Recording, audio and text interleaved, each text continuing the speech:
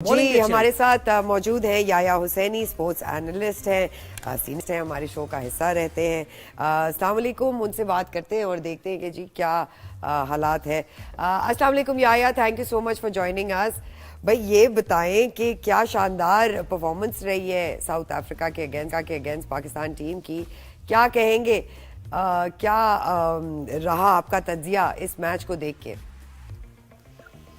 सर्वत सबसे पहले तो आपको अस्सलाम वालेकुम और सुहेब आपको भी अस्सलाम वालेकुम। और आप जितनी एनर्जेटिक लग रही हैं सुबह सवेरे, मुझे लग रहा है कि सुहेब थोड़े से हैरान है, परेशान है। आपको हो गए थे क्योंकि उनको पता था कि सुबह शो करने के लिए आना है सरवत के साथ, तो उन्होंने कहा नींद को मैं कॉम्प्रोमाइज नहीं करता। तो लेकिन सुबह उठे तो वो तो ये सोच रहे थे कि हार जाएगा पाकिस्तान, और लेकिन उनको लगा जीत गया पाकिस्तान, साहिब ने 100 कर दिया है। तो वाकई ऐसा हुआ है। और पाकिस्तान टीम ने कल बड़ी अच्छी कारकर्दगी का मुजाहरा किया और कल एक बार फिर हमारे 60 रन पर 4 विकेट गिर चुके थे। लेकिन कल जिस तरह सलमान अली आगा और साइम अयूब ने टीम की नैया को पार लगाया है और 5 विकेट पर 140 रन की उन्होंने पार्टनरशिप की, credit goes to Saim and Salman Ali Agha. बहुत अच्छा खेले, बहुत बेहतरीन। लेकिन याया यही दो नाम है बस पूरे मैच में हमारे पास। जी बिल्कुल बजा फरमाया आपने कि यही दो नाम है और कामयाबी की जमानत यही दो नाम बने। और सरवत एक चीज जो यहाँ पर डेफिनेटली मैं गुफ्तगू करना चाहूंगा, लोग हवाले से गुफ्तगू कर रहे हैं, परफॉर्मेंस वो होती है जो कि काम आए। और जो आप कहते हैं ना कि किसी के लिए अच्छा करते हैं, अगर वक्त के ऊपर उसके साथ आप अच्छा करें तो बात है। तो साइम अयूब और सलमान अली आगा ने जो परफॉर्मेंस की है उसने पाकिस्तान टीम को जीत दिलाई है, ये सबसे इम्पोर्टेंट बात है। जनूबी अफ्रीका को जनूबी अफ्रीका के घर में हमने हराया है और कल आखिर में फिर एक बार हमारे जो दिल थे वो धड़कना शुरू हो गए थे। दिल तो वैसे ही धड़कना चाहिए जिंदा रहने के लिए, लेकिन वो जो कमजोर दिल के लोग होते हैं ना, एक बार फिर उनकी हार्ट बीट काफी तेज धड़क रहा था ना, तेज नहीं धड़कना चाहिए। और फिर वही हमने किया, शाहीन शाह अफरीदी को हमने बैट्समैन बनाने की पूरी कोशिश कर रहे हैं हम। हाँ, ये आप सही कह रहे हैं। आपने सही कहा, क्यों हम ये कोशिश कर रहे हैं, उसको मतलब इसकी वजह क्या है? जगह पक्की करनी है शाहीन शाह अफरीदी की। अब मैं क्या कह सकता हूँ इस पे जोएब, लेकिन कल फिर वो जो हम 7 बैट्समैनों के साथ खेल रहे थे और ये 240 रन भी हमारे गले में आ गए थे, और इरफान खान न्याजी उनको आप ऐसे बैट्समैन खिला रहे हैं और नंबर 7 पर खिला रहे हैं, ये बात मेरे समझ नहीं आ रही। लेकिन बहुत अच्छा खेले और कल मैच के बाद जो एक बड़ा अच्छा जेस्चर आया वो ये हुआ कि प्लेयर ऑफ द मैच के लिए 4 विकेट 80+ की परफॉर्मेंस के लिए सलमान अली आगा को प्लेयर ऑफ द मैच के लिए मुंतखब किया गया। लेकिन उन्होंने प्रेजेंटेशन सेरेमनी में कहा कि नहीं, इस अवार्ड का हकदार मैं नहीं हूं और मैं ये अवार्ड जो है वो साइम। अच्छा याया, हम बॉलिंग की भी बात करेंगे पाकिस्तान, लेकिन जरा साइम की बैटिंग की और सलमान की बैटिंग की थोड़ी और बात करते हैं। ये जो टेम्परामेंट दिखाया है साइम ने, देखें हार्ड हिटर हैं और ऐसी आउट ऑफ द बॉक्स भी कुछ इस तरह की शॉट्स भी खेलते हैं। कल की इनिंग बड़ी जिम्मेदाराना इनिंग्स थी और वो जो मेथड की आप भी बात करते हैं, मैं भी बात कर रहा होता हूँ, वो मिसिंग नजर आता है। लेकिन कल के मैच में साइम की सोच नजर आई और सलमान की भी नजर आई, इस पर बात करें। जी बिल्कुल बजा फरमाया जोएब आपने, और साइम को हमने बहुत ज्यादा चांसेस भी दिए और एक टाइम पर लगा कि जी हम जबरदस्ती इनको टीम के साथ रखे हुए हैं। लेकिन अब साइम जो है वो एक मेच्योर खिलाड़ी की हैसियत से परफॉर्म कर रहे हैं। यहाँ खासतौर पर मैं तस्करा करना चाहूंगा हमारी टीम के जो असिस्टेंट कोच है मोहम्मद मसूद, उनका ताल्लुक भी कराची से है और वो मेंटोर हैं साइम अयूब के। और जब से वो ड्रेसिंग रूम में आया है साइम अयूब थोड़े से काम एंड कूल हो गए हैं। वैसे तो वो कहते हैं सरवत बहुत खुश होगी कि हर कामयाब मर्द के पीछे एक औरत का हाथ होता है, लेकिन साइम अयूब की कारकर्दगी के पीछे जो है उनके मेंटोर का हाथ है। और आप बिल्कुल वजह फरमा रहे हैं कि कल साइम बहुत अच्छा खेले, सलमान अली आगा बहुत अच्छा खेले, और हम ये नहीं कह सकते कि जनूबी अफ्रीका की टीम अपनी फुल बॉलिंग स्ट्रेंथ के साथ नहीं खेल रही थी। कगिसो रबाडा नहीं, और याया देखिए टेक्निक की अगर बात करें, साइम बहुत ही ज्यादा टेक्निकली साउंड नजर आए, लेकिन सलमान ने भी बहुत अच्छा खेला। सलमान को लेकिन अगर आपने कीनली ऑब्जर्व किया हो, वो ज्यादा कमिट कर रहे हैं, ऑफ स्टंप पर क्रॉस बैटेड जाने की कोशिश कर रहे हैं, काफी दफा वो बचे भी एलबीडब्ल्यू होते हुए। यहां जरा उन्हें मेहनत करने की जरूरत है। नहीं बिल्कुल ठीक कह रहे हैं आप, लेकिन कल जो एडियम मार्करम क़यादत कर रहे थे उन्होंने वही गलती की जो हमारे कप्तान रिजवान करते रहे। कल जब साइम और सलमान अली आगा बैटिंग कर रहे थे तो उनको अटैक करना चाहिए था, जो शायद उन्होंने नहीं किया, और उन्होंने जो है एक एंड से खुद बॉलिंग शुरू कर दी, एक एंड से वो तबरेज शम्सी को लेकर आ गए, फिर सुलेमान को लेकर आ गए। वहां पर उनको मार्को जेंसन को लाना चाहिए था, वहां पर उनको रबाडा को लेकर आना चाहिए था, अटैक करना चाहिए था, क्योंकि हमारा last wicket nice pair crease पर मौजूद था और डेंट दे दिया था उन्होंने हमारे इब्तदाई 4 बैट्समैन को 19.2 ओवर में 60 रन पर आउट करके। लेकिन जो सबसे इंपॉर्टेंट चीज है वो ये है कि कल हेड डाउन करके नहीं खेले साइम अयूब और सलमान अली आगा। वो माजी में हम देखते रहे कि 4 आउट हो गए तो 2-2 ओवर मैडन जा रहे हैं, 4 ओवर में सिर्फ 1 चौका लग रहा है, ऐसा नहीं हुआ। उन्होंने स्कोर बोर्ड को चलाया, पॉजिटिव अप्रोच के साथ खेले और फिर मैच को लेकर चले गए। या ये बताइएगा कि क्या आपको लगता है कि साउथ अफ्रीकन टीम ने पाकिस्तानी टीम को थोड़ा सा अंडर एस्टिमेट किया या वी गॉट लकी?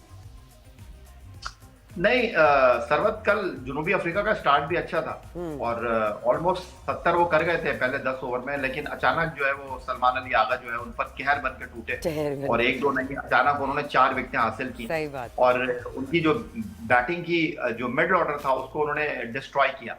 जनूबी अफ्रीका एक मरहले पर लग रहा था कि 300 करेगा, लेकिन पर्ल जहाँ की आबादी सिर्फ 3 लाख है, ये खूबसूरत शहर है जनूबी अफ्रीका का, वहां पर जो हमने डेंट दिया जनूबी अफ्रीका को, जहां पर वो राइज कर रहे थे, लग रहा था कि 7 के एवरेज से खेल रहे हैं, 300 रन आसानी के साथ करेंगे, वहां पर हमने उनको आउट किया। फिर जब हेनरिक क्लासन बहुत अच्छी बैटिंग कर रहे थे, उनकी टाइमली हमने विकेट हासिल की। तो ये सारी चीजें जो है वो कल हमारे लिए बड़ी अच्छी साबित हुई। और कल हमारे कप्तान मोहम्मद रिजवान जो है उन्होंने साइम अयूब को भी बॉलिंग के लिए इंट्रोड्यूस कराया, कल उन्होंने भी बहुत अच्छी बॉलिंग। बिल्कुल, कॉन्फिडेंस देने के लिए बहुत जरूरी है कि आपका प्लेयर। अच्छा, ये याया अब्दुल्ला शफीक, कामरान गुलाम, इरफान खान, ये बड़े दोनों, अगर अब्दुल्ला शफीक और कामरान गुलाम की बात की जाए, टेक्निकली बड़े साउंड हैं, अपने आप को प्रूव भी किया है, लेकिन इसमें वो आउट ऑफ कलर दिखाई दे रहे हैं। क्यों, क्या वजह हो सकती है इसकी? नहीं, अब्दुल्ला शफीक के बारे में तो आप कह सकते हैं कि थोड़े शेकी लग रहे हैं, और अगर आप इस टीम में तब्दीली की बात करते हैं तो मुझे लगता है कि आपको इस ओडीआई टीम में जो है आमिर जमाल की शिद्दत से कमी महसूस हो रही है। और कल जनूबी अफ्रीका भी ये सोच रहा होगा कि केशव महाराज को उन्होंने कल बाहर बैठाया हुआ था, उनके स्पिनर, और कल अगर वो होते तो हमारे लिए दिक्कत का सामान बन सकते थे। अब्दुल्ला शफीक के हवाले से तो मैं आपसे एग्री करता हूँ, बट कामरान गुलाम की अगर आप बात कर रहे हैं तो जोएब, बात करने तो बहुत आसान है, लेकिन अगर आप कामरान गुलाम का करियर उठाकर देखें तो 8 वनडे इंटरनेशनल मैचों में 4 मरतबा उनकी बैटिंग ही नहीं आई है, और जहां 4 मरतबा उनकी बैटिंग आई है उन्होंने जनाब 100 किया है पाकिस्तान के लिए बुलावायों में अगेंस्ट जिम्बाब्वे। तो उनके हवाले से गुफ्तगू करना थोड़ा सा नाइंसाफी और कल रन आउट भी हो गए, अनफॉर्चुनेट भी रहे कल तो। हाँ। और इरफान नियाजी की जहां तक मैं बात करूं वो मेरे समझ नहीं आ रहे। देखिए, अगर आप उनको एज ए बैट्समैन खिला रहे हैं, फील्डर बहुत अच्छे हैं, लेकिन वो बॉलिंग नहीं करते। अगर वो बॉलिंग करते तो बात समझ आती, लेकिन वो प्योर बैट्समैन की हैसियत से टीम का हिस्सा है। 7वें नंबर पर आप उनको खिला रहे हैं तो आप क्या प्रूफ करने की कोशिश कर रहे हैं? आप उनके साथ भी ज्यादती कर रहे हैं, आप एक प्रॉमिसिंग प्लेयर को जो है वो खराब कर रहे हैं। मुझे तो उनको देखकर एजाज अहमद याद आ जाते हैं, जो 90 के वर्ल्ड कप में हमारी टीम का पार्ट थे। वो 7वें नंबर पर बैटिंग करते थे, कभी वसीम अकरम बैटिंग करने आ जाते थे, वो 9वें नंबर पर चले जाते थे। बहुत अच्छे बैट्समैन थे, लेकिन हमने उनको जाया किया।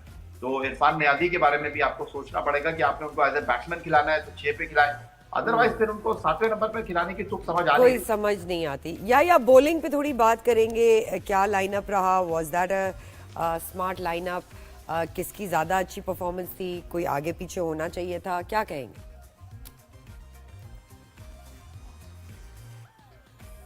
अच्छा, थोड़ी लाइन ड्रॉप हो, हम दोबारा इस पे बात करेंगे। आपसे ही अगर मैं सवाल करूं, यही आया वाला, कि बॉलिंग में आप क्या तब्दीली देखते हैं और क्या लाना चाहते हैं? Where can we become more like? देखिए, बॉलर्स तो पाकिस्तान के हमेशा अच्छा परफॉर्म करते हैं, और ऑन एंड ऑफ कभी होता है, जाहिर है आपकी performance up to the mark नहीं होती है, लेकिन मैं ये समझता हूँ कि तब्दीली अभी हम दिखा भी रहे हैं अपने बॉलर्स को। शाहीन शाह अफरीदी ने इंप्रूव किया, जो उनकी लाइन लेंथ है वो वापस आती जा रही है, और वो जो विकेट में इन स्विंग लेकर आते हैं वो हमने देखा कि उसके अंदर निप भी नजर आया।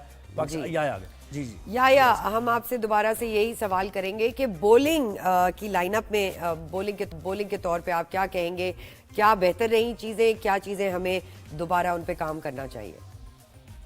सरवत, कल जो है वो एक फॉर्मूला है मोहम्मद रिजवान का, उससे पहले वो फॉर्मूला होता था बाबर आजम का। वो होटल से पर्चा जेब में लेकर आते थे कि 4 ओवर इससे कराने, 3 इससे कराने, 2 इससे कराने, वो इसके अलावा सोचते नहीं थे।